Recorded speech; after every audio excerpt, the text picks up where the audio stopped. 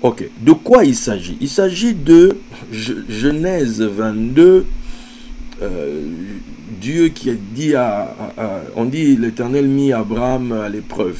Ok, il appela Abraham, monte, vous connaissez l'histoire, hein, à la montagne de Morija, etc., pour y faire monter ton fils en holocauste, etc. Ok? Bon. Quand vous lirez, vous arriverez au verset 8, vous verrez que là-bas on dit, puisque quand Isaac demande qu'en est-il de l'agneau, il dira Dieu lui-même se pourvoira pour l'agneau. En français, on ne fait pas attention, puisqu'en fait en hébreu c'est Elohim, j'irai, irai. Ok? Abraham dit Elohim irai. Et effectivement, ils arrivent sur la montagne, etc. Vous connaissez l'histoire, ce qui s'y passe. Et au final, Abraham va dire, il va donner un nom à l'endroit. Là, on est au verset 14. Il va appeler l'endroit, il appela le lieu, le Makom, il appela le lieu Adonai. Je dis Adonai à cause de Yud He Vav He. Hein. D'autres diront Yahvé, d'autres diront Jéhovah. Bon, bref, Adonai Yireh. Quelle est la différence? Il avait dit avant Elohim, parce qu'en français, tu vois seulement Dieu. Mais en fait, en hébreu, c'est Elohim. Mais il le dit avant que Isaac ne monte sur l'autel et tout le... Voilà, le pataquès qui s'est passé à cet endroit-là. Ok? Mais quand finalement l'enfant, on ne le tue pas et compagnie, Abraham donne un nom au lieu. Il va appeler le lieu Yahvé Jireh. C'est le lieu qu'il appelle. Tu vois? C'est le nom d'un lieu. Maintenant, regardez. Tout ça commence avec une histoire d'épreuve. Nous savons que, voilà, Abraham a été éprouvé 10 fois, d'après ce que la tradition, personnage Abraham, hein, voilà, on est dans la lettre. Là, on est un peu dans de la tradition orale. Ok? Voilà. Abraham, éprouvé 10 fois. L'homme de la foi a été éprouvé 10 fois. Et c'était donc la 10e fois. C'est là que les épreuves d'Abraham se terminent, en fait. Bon. Je ne vais pas revenir sur ce que j'ai déjà dit sur le premier message. Ok? Je touche aux choses essentielles et on entre dans ce que je vais vous dire ce soir. Nous savons que dans les noms de Dieu, Elohim signifie magistrat, entre autres. Hein. Signifie aussi les juges, signifie aussi maître de toutes les forces. Bon. Mais c'est un nom de Dieu qui est relatif à la rigueur. Et tu as de l'autre côté Yud He Vav He, qui est un nom, Yahvé, relatif à la miséricorde. Donc, quand l'histoire commence, c'est une histoire de jugement. Abraham est convoqué, disons-le ainsi. Il faut qu'il aille quelque part au tribunal. Il faut qu'il vienne, qu'il se déplace de là où il est et qu'il aille là où les choses se passent. Bon, on nous dit qu'il va bâtir l'autel. Or, la tradition nous dira quoi? Nous dira que c'est au même endroit que Adam avait bâti l'autel. Adam. Ok? Et qu'après, on dit que Noé aussi avait bâti l'autel là. Ce que la tradition dit.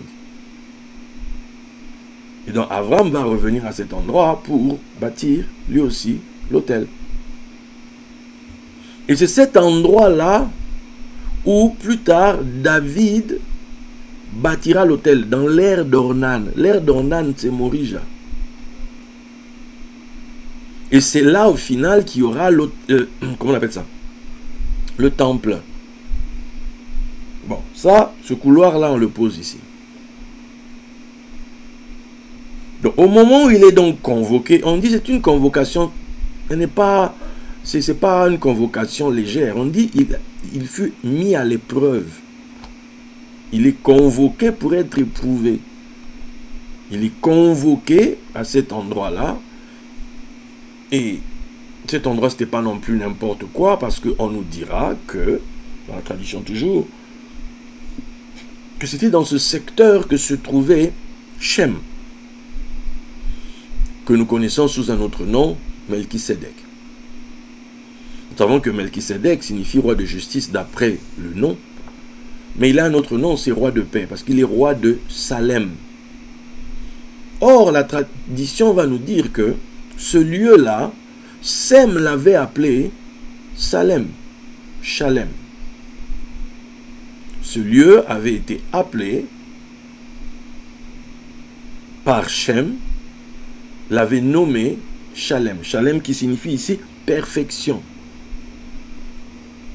Donc, quelque part, le Dieu de la perfection,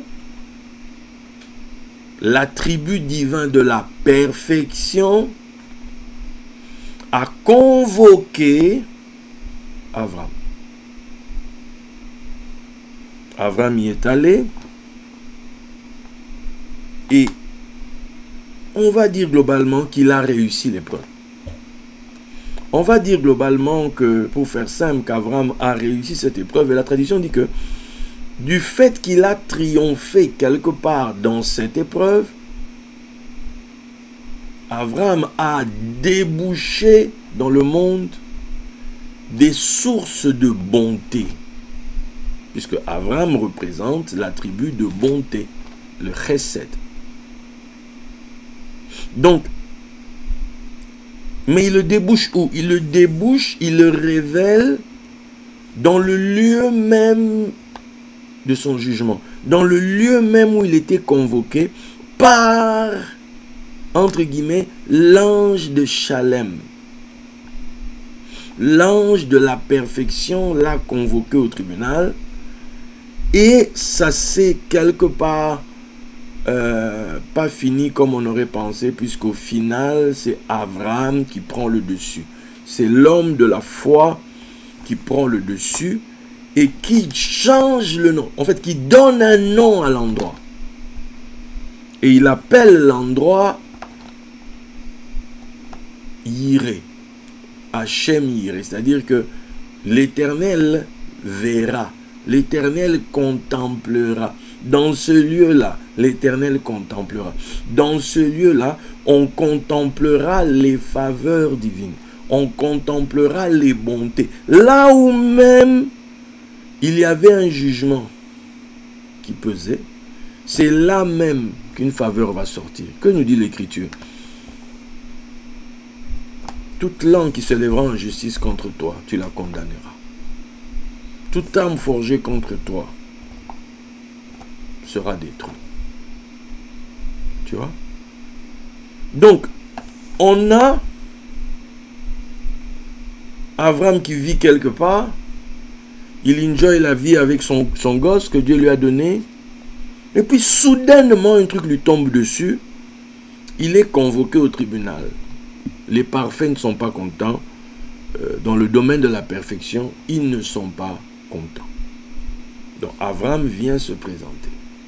Mais au final, on bascule du jugement à la faveur divine, à la bonté divine, à la miséricorde. D'où l'Écriture nous dira quelque part dans Jacques que la miséricorde triomphe du jugement.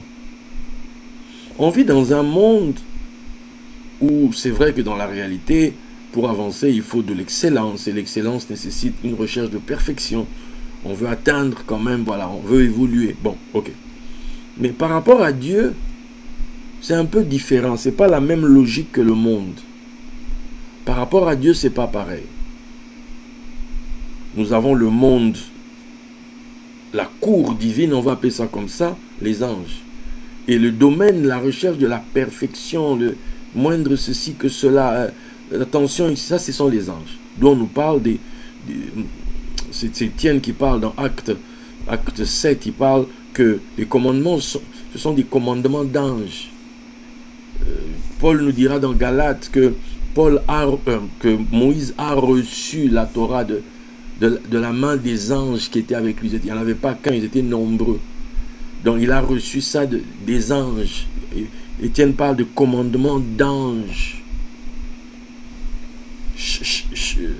Même ce qui est fait dans la Torah, les vêtements du souverain sacrificateur, c'était pour pouvoir évoluer au milieu des anges comme l'un d'entre eux. Les anges du service et compagnie.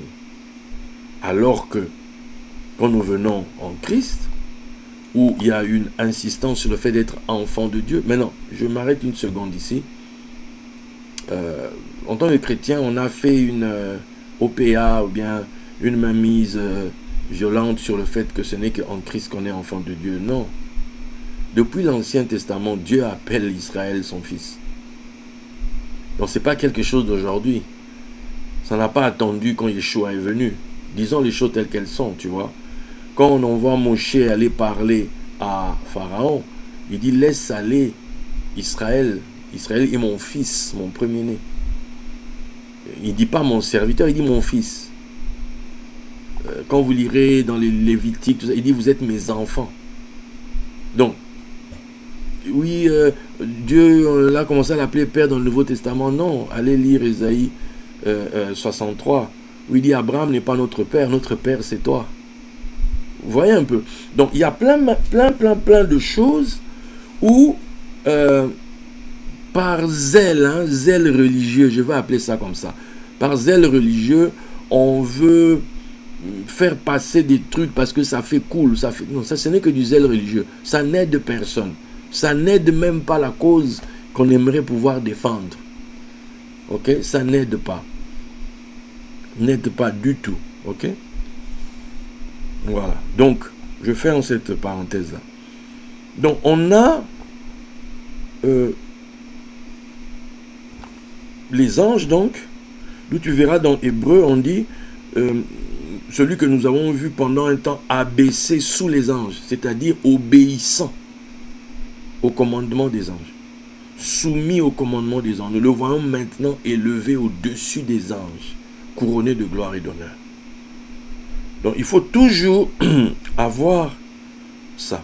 Donc là maintenant nous avons une confrontation, puisque quand tu lis ce que la tradition raconte, elle dit en fait pourquoi Abraham est convoqué. Ce sont à cause des anges qu'Abraham est convoqué. Quand vous lisez l'histoire de Adam, Adam aussi on dit que voilà, Adam, Dieu ne, comment on dit, les anges, certains anges ne voulaient pas se soumettre à lui. Quand tu vas lire le Coran, c'est encore plus fort. Qu'il y a des anges qui disent non. La chose par exemple qui a fait que Adam a gagné en estime par rapport aux anges, c'est quand il donne des noms aux anges. Tout ça vous voyez bien que ce sont des codes. Hein?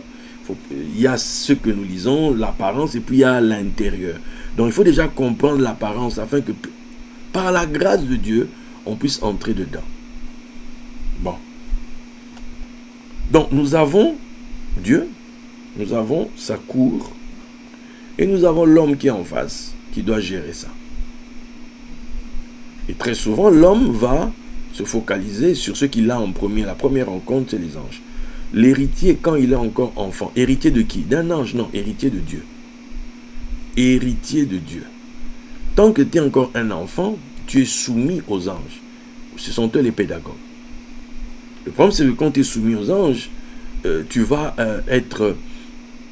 tu dois obéir au commandement de l'ange. Le problème, c'est qu'en vivant tout le temps comme ça, tu vas finir par croire que c'est ce que Dieu attend de toi. Que tu sois comme un ange. On ne te demande pas d'être un ange.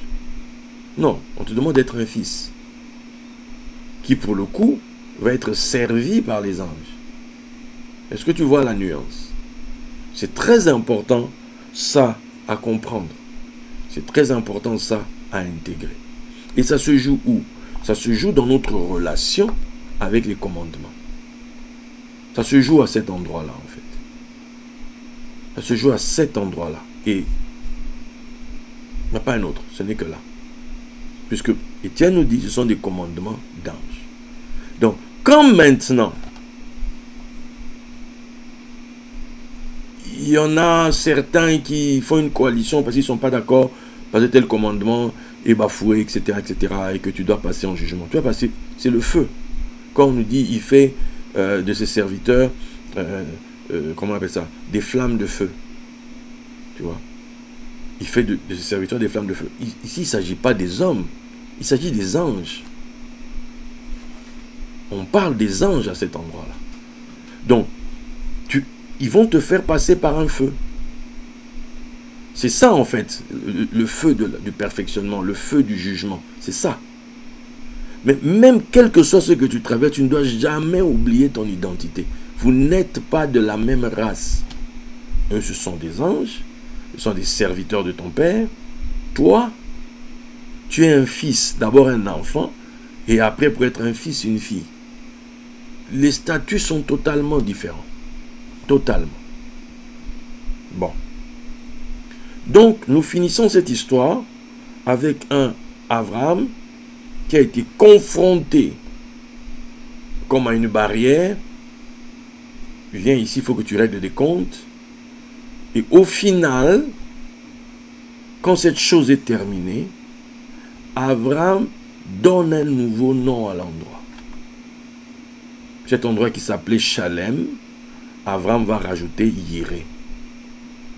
Ce qui fait qu'au final, on nous dit que Hachem va couper la poire en deux, va laisser les deux aspects exister concomitamment, face à face. C'est l'aspect de la rigueur avec Shalem et l'aspect de la miséricorde avec Yireh. Et en mettant ça ensemble, ça nous donnera donc Jérusalem. C'est de là que vient Yerushalem. Ok? C'est comme ça que la tradition explique le nom Jérusalem.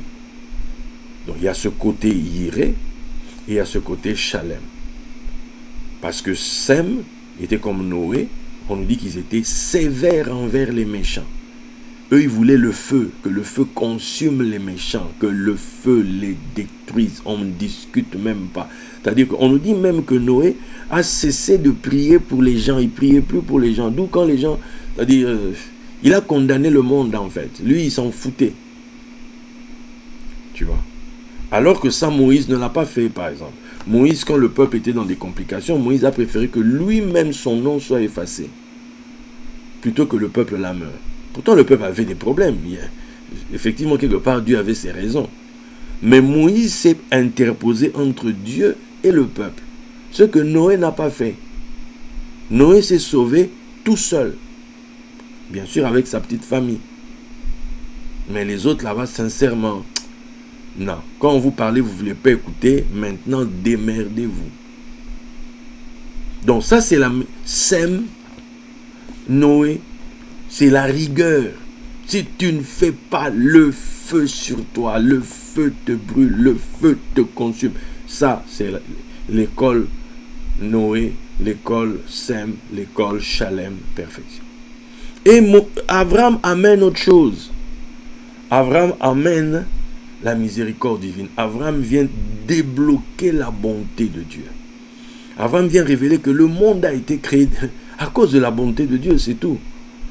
Sinon, sincèrement, je n'avais pas besoin que nous tous on soit là pour chipoter et faire chicaner matin, midi, soir et faire n'importe quoi. Non, c'est sa bonté en fait. C'est à cause de la bonté de Dieu que ce monde a été créé. Maintenant, il subsiste. C'est vrai aussi par sa justice. Il y a une rigueur pour quand même tenir les choses comme oh, on ne touche pas là-bas, hein, on ne fait pas ici. Voilà. Ça, c'est la rigueur. Mais il ne faut pas que la rigueur te fasse oublier l'origine de tout ça. La bonté de Dieu. Tu es là où tu es parce que Dieu t'aime. Tu existes parce que Dieu t'aime. Ta vie peut sembler compliquée. Les choses que tu vois peuvent sembler compliquées. Je te le concède.